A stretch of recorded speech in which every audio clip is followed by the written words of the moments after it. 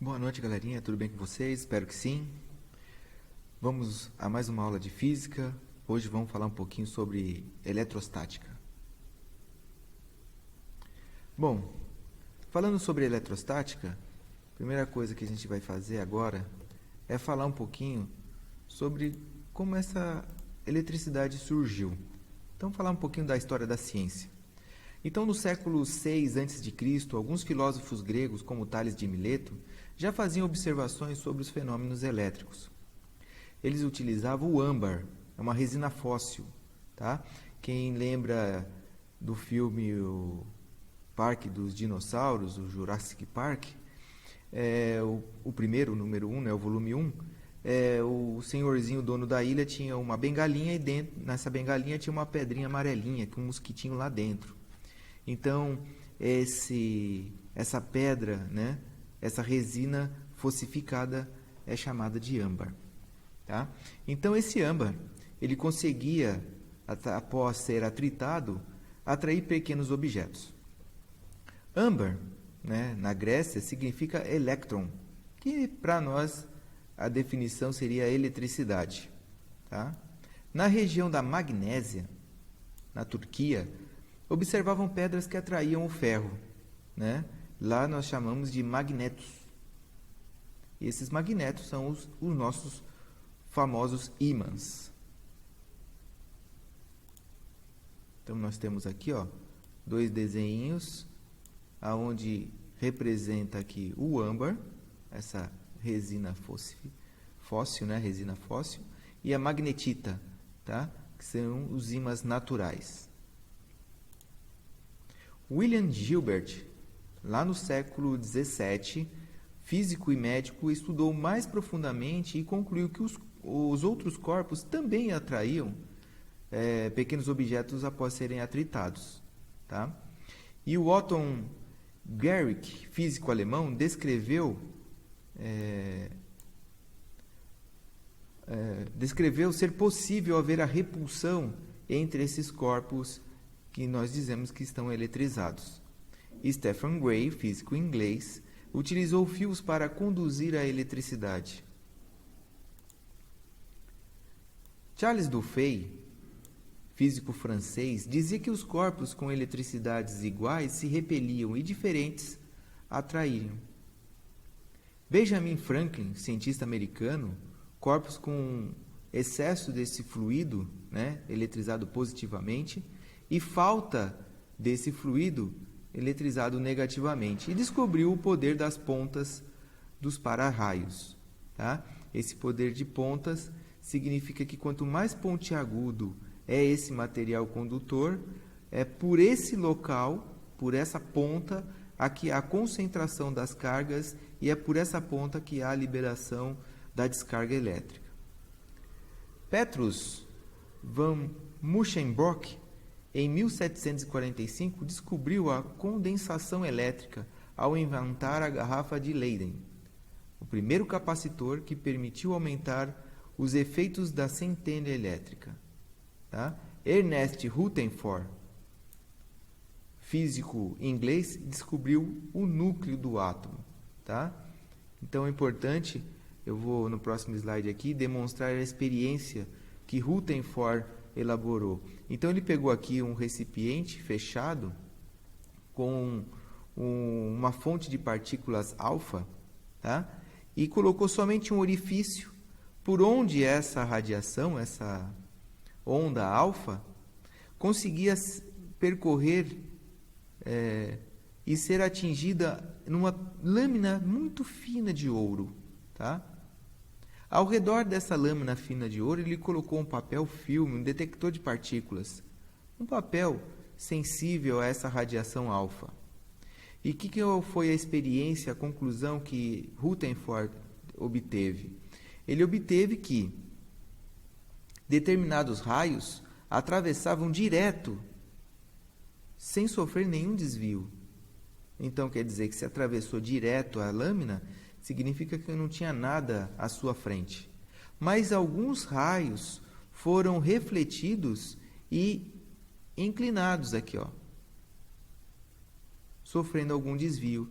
E isso comprovou o quê? A existência de algo, né, para que possa ocorrer esse desvio. E esse algo, Rutherford falou que era o núcleo do átomo, tá? Aonde eu tenho as partículas prótons e nêutrons no interior. Com isso, possibilitou fazer o quê? A evolução dos modelos atômicos, tá? Então, o modelo aqui atômico de Thomson era como se fosse aqui um pudim de passas. Então, eu tenho a carga vermelha positiva e algumas passazinhas, algumas esferinhas ao redor desse núcleo, onde tinha os elétrons, as cargas negativas. Rutherford, né, com aquele experimento que ele realizou no slide anterior, ele imaginava que eu tinha um núcleo e algo girando ao redor desse núcleo, que são os elétrons. Já o modelo atômico mais clássico vem da evolução do modelo de Rutherford, que é o modelo de Bohr. Tá? Nesse modelo de Bohr, eu tenho um núcleo, onde eu tenho os prótons e nêutrons, e ao redor desse núcleo, eu tenho os elétrons girando ao redor. Tá? E depois, esse modelo evoluiu para níveis energéticos. Então, cada elétron percorre trajetórias circulares ao redor desse núcleo com níveis de energia em cada uma dessas circunferências. Então, utilizando o modelo de Niels Bohr, físico dinamarquês, é o que nosso curso é importante sabermos desse modelo. Então, nós temos aqui o modelo onde eu tenho prótons e nêutrons no núcleo e os elétrons girando ao redor. Lembrando que os prótons são aquelas partículas possuidores de eletricidade que nós adotamos como sendo positiva.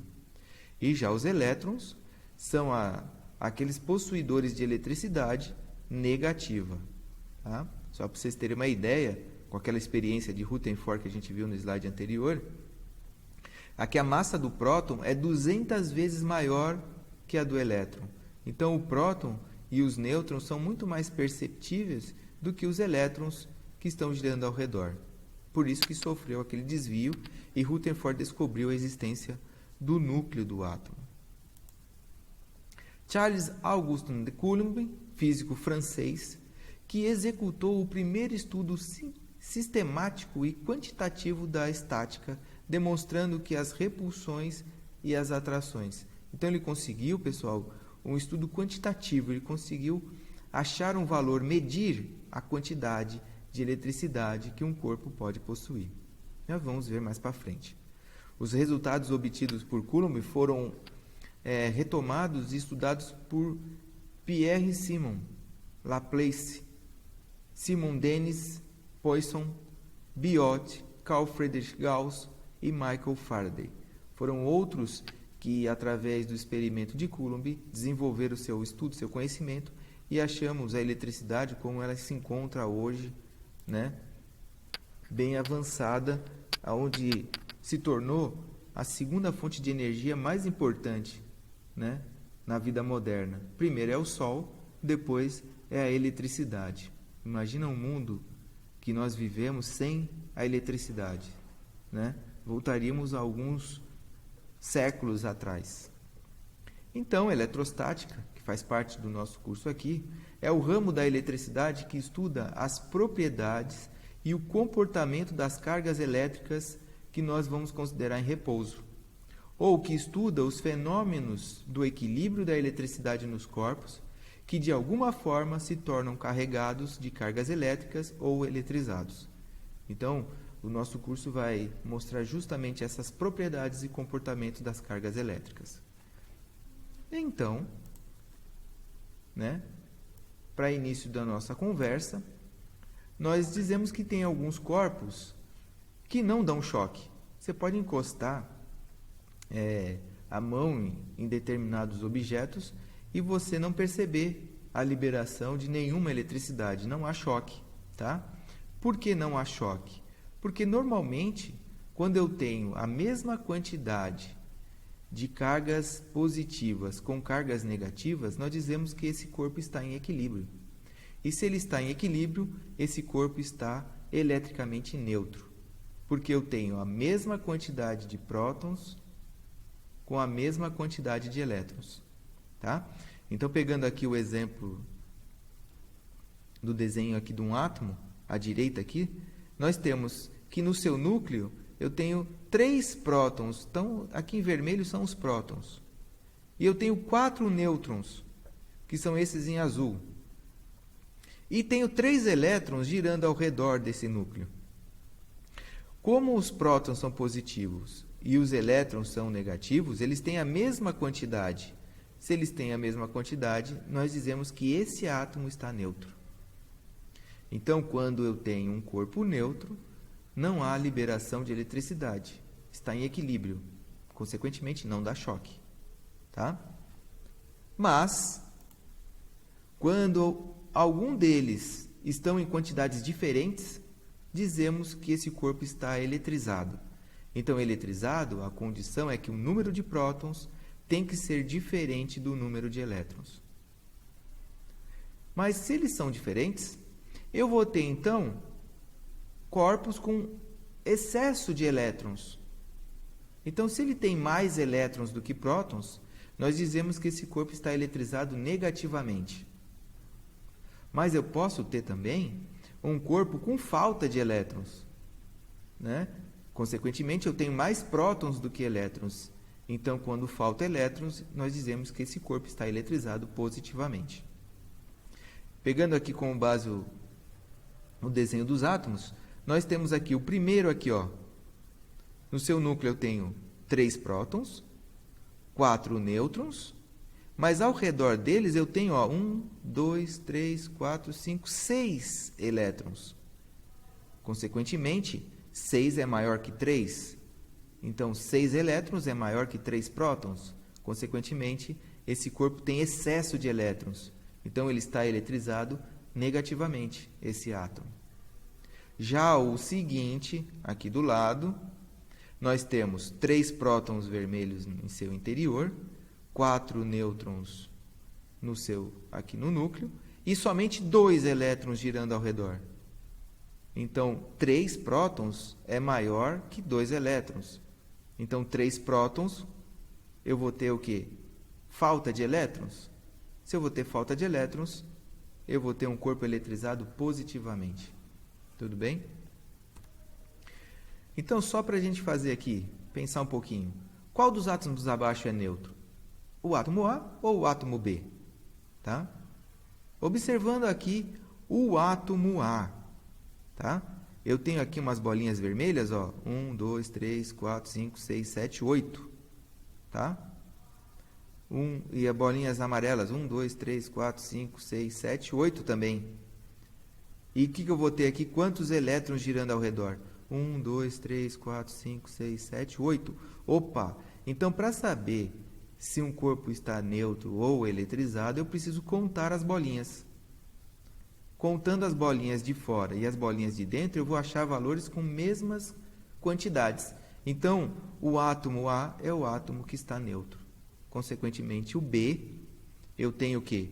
Partículas externas aqui, ó, os elétrons em maior quantidade com as bolinhas aqui de dentro. Então, vamos imaginar que o nêutron seja os laranjinhas aqui. Então, eu vou ter 1, 2, 3, 4, 5, 6 laranjinhas. Agora, quantos elétrons eu vou ter ao redor deles girando? 1, 2, 3, 4, 5, 6, 7, 8. Então, nesse caso, eu tenho uma diferença de prótons e elétrons. E essa diferença me traz um corpo eletrizado, não neutro. Então, podemos quantificar a quantidade de eletricidade que um corpo possui? Sim, podemos. E para fazer isso, a gente precisa entender a menor quantidade de eletricidade que existe. E essa menor quantidade de eletricidade que existe é chamada de carga elementar. E essa carga elementar estão em 2 partículas do átomo. Estão nos prótons e estão nos elétrons. Só que os prótons possuem uma carga de 1,6 vezes 10 elevado a um expoente menos 19. É um número muito, mas muito pequeno, pessoal. todo número com expoente negativo se torna um número muito pequeno. E é sempre esse valor não muda, tá? Então, a carga do próton é mais 1,6 vezes 10 elevado a menos 19. E a carga do elétron é o mesmo valor. O que difere é o sinalzinho de menos. Por quê? Os prótons são positivos e os elétrons são negativos. Então, vale 1,6 vezes 10 a menos 19 negativamente. Tudo bem? Então, se eu sei a menor quantidade, é só saber quantos elétrons tem a mais ou a menos, que eu sei descobrir, então, a quantidade de eletricidade que tem um corpo. E, através disso, a gente usa uma fórmula. E essa fórmula é o Q igual a N vezes o E. Tá? Q igual a N vezes E.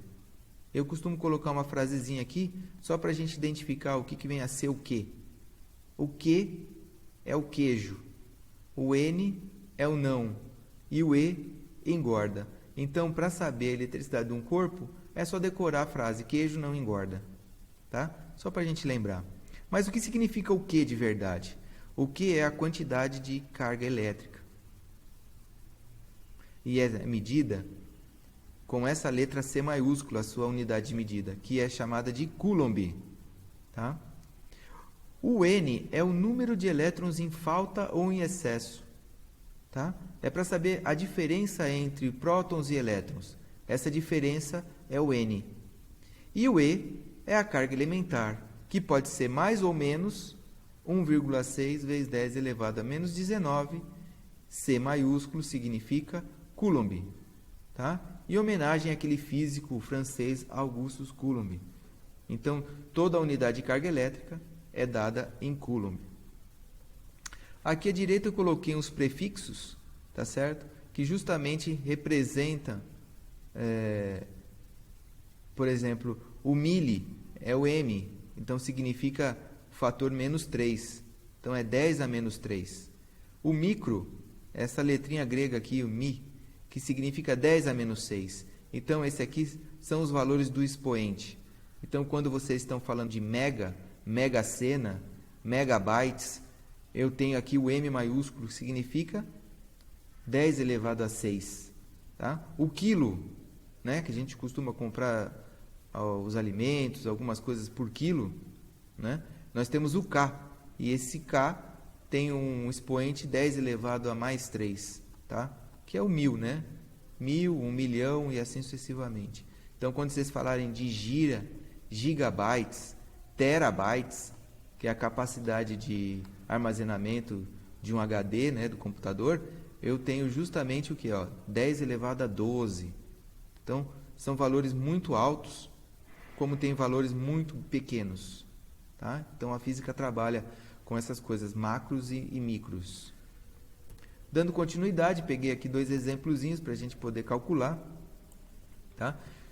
Infelizmente, entra a matemática um pouco aqui. Então, o exercício 1 aqui, qual a carga de uma partícula que apresenta 2,0 vezes 10 elevado a 4 elétrons em excesso?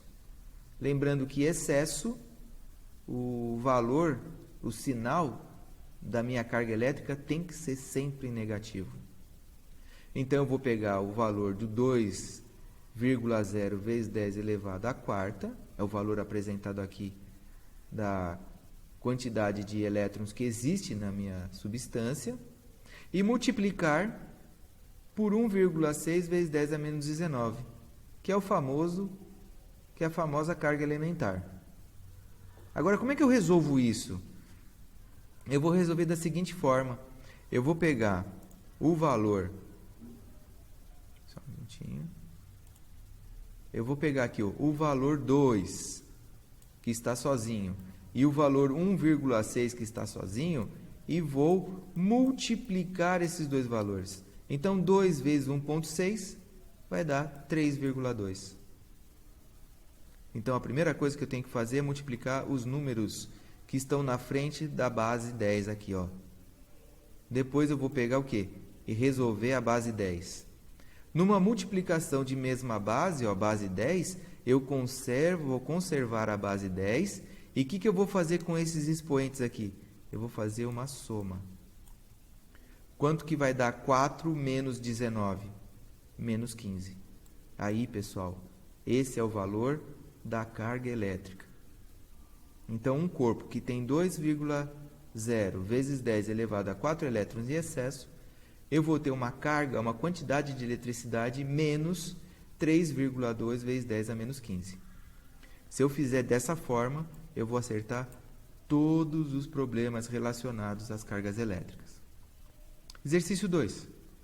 Determinar o número de elétrons existentes numa carga de 5 coulombs. Aqui ele já deu o inverso, pessoal. Tá? Ele me deu a carga elétrica. Ele não me deu o número de elétrons. Então, nesse caso, eu vou ter que fazer uma divisão. Tá? Então, eu vou pegar os 5 coulombs e dividir pela carga elementar, que é sempre 1,6 vezes 10 elevado a menos 19. 5 dividido por 1,6 vai dar 3,125. Agora, como o 1,6 vezes 10 a menos 19 está na divisão, ao passar esse 10 a menos 19 para cima, ele fica com o expoente aqui, ó, positivo. A gente muda a operação. Tá? Sempre que o expoente negativo estiver na divisão, eu passo ele para cima com um valor positivo. Tudo bem? Eu costumo fazer um triângulo, pessoal. Deixa eu fazer assim aqui, ó. Divide esse triângulo na metade e a base você divide na metade novamente. Aonde aqui em cima vai ser o Q, aqui embaixo vai ser o N e vai ser o E. Tá? Se eu tenho o valor do Q, tá? Ou se eu quero saber quanto vale o Q, tá? Eu pego simplesmente esses dois números que estão aqui embaixo, duas letras, e multiplico eles. É como se fizesse aqui o primeiro exercício. Mas se eu quero saber o N, o Q está em cima e o E está embaixo. Quando um está em cima ou está embaixo, a gente faz a divisão entre esses dois números para achar o N. Tudo bem? Bom, pessoal, vamos ficar por aqui. Próxima aula a gente continua fazendo mais alguns exercícios sobre carga elétrica. Abraço, até logo.